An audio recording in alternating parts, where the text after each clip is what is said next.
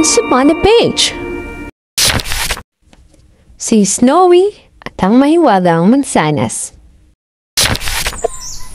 Si Snowy ay isang mabait na batang nakatira sa paanan ng bundok. Mahilig siya sa matamis na candy, tsokolate at matamis na juice.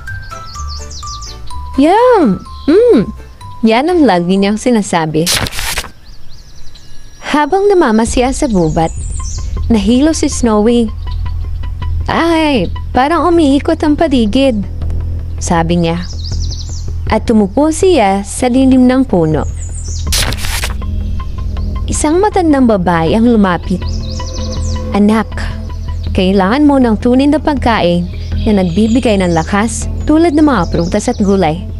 Sabi niya, hindi lahat ng mansanas ay masama, sabi ni Nanang Herbana. Ito, tikman mo. Binigyan niya si Snowy ng pulang mansanas, tunay na masustansya.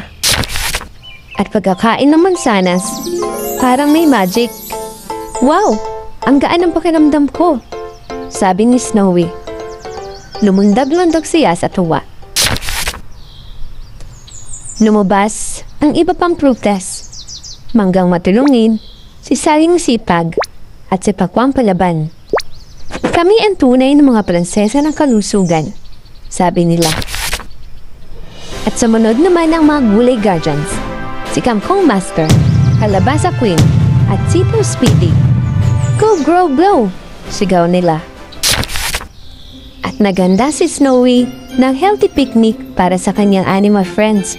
May prutas, lumpiang gulay, at malamig na pineapple juice.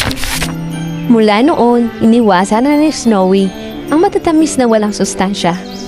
Ang tunay na magic ay pagkain ng tama, sabi niya.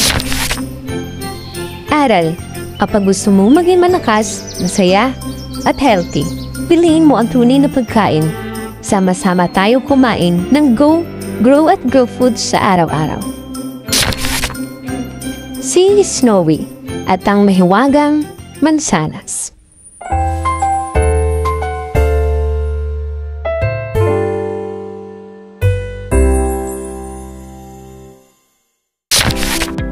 Thanks for watching! Don't forget to follow us here at Once Upon a Page for our next adventure. See ya!